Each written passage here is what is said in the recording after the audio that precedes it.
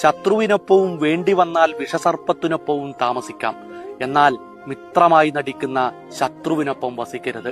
ലങ്കയുടെ സിംഹാസനത്തിനും രാജപട്ടത്തിനും വേണ്ടി സ്വസഹോദരൻ വിഭീഷണൻ തന്നെ ചതിക്കുമെന്ന് രാവണൻ സ്വപ്നത്തിൽ പോലും കരുതിയിരുന്നില്ല.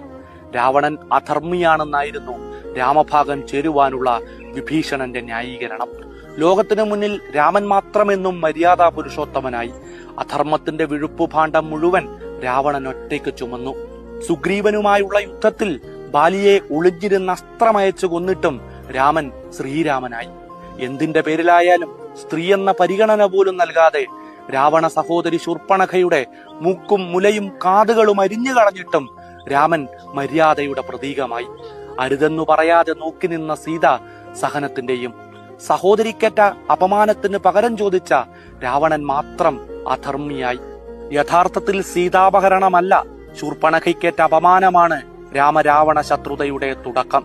സീതയ്ക്കു മാത്രമല്ല, ശൂദ്രസ്ത്രീയുടെ ആത്മാഭിമാനത്തിനും വിലയുണ്ടെന്ന സത്യം രാമഭക്തർ സൂത്രത്തിൽ മറന്നുകളയുകയാണ്.